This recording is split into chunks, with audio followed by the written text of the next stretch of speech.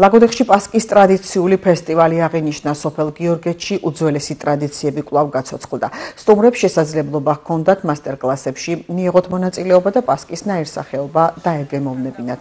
საფესტივალო სივრცეში წარმოდგენილი იყო კვების ობიექტები, სადაც ქართული ტრადიციული კერძები მზადდებოდა.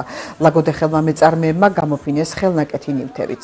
სოფელ გიორგეთში პასკის ფესტივალი 2019 წელს ლაგოდეხის მერის ჯონდო მდივნიშვილის ინიციატივით დაფუძნდა.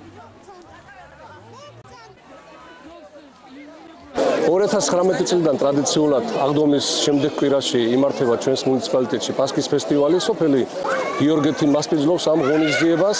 პასკა არის ქართული სააღდგომო სუფრის განუყოფელი ნაწილი, მთავარი ატრიბუტი და სწორედ ამ ტრადიციების შენარჩუნებისათვის, მისი პოპულარიზებისათვის დაიგეგმა მსგავსი ტიპის ფესტივალი. აქ მოსულ სტუმრებს შესაძლებლობა აქვთ დაესწრონ მასტერკლასს, მოახდინონ დეგუსტირება და რაც მთავარია, სხვადასხვა გემოვნების პასკები მიირთვან ადგილზე. ქართული ტრადიციული პასკის პარალელურად აქ სხვა ჩვენი კუთხისათვის დამახასიათებელი ქართული კერძების მომზადება ხდება ადგილზე, ასევე შეუძლია ჩვენ სტუმრებს ის სიამოვნონ. ფესტივალზე არის საბავშვო სივრცეები ჩვენი პატარებისათვის. წარმოდგენილები არიან ადგილობრივი მეწარმეები, რომელთაც თავიანთი ხელნაკეთი ნივთების გამოფენა გაყიდვის შესაძლებლობა აქვთ. წარმოდგენილია ასევე რესტორნები და კვების ობიექტები, რომლებიც ასევე თავიანთ საფირმო კერძებს წარმოადგენენ. ბოლო რამოდენიმე წელია გიორგეთში აღინიშნება პასკის ფესტივალი.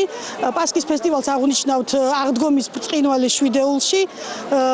სოფლის მოსახლეობა ძალიან ბედნიერი ამით, რომ ჩვენთან აღინიშნება ეს დღესასწაული და ყველა ღებულობს მონაწილეობას, აცხობენ პასკებს, ღებავენ კვერცხებს და უამრავი სტუმარი მოდის ჩვენი პასკების დასაგემოვნებად.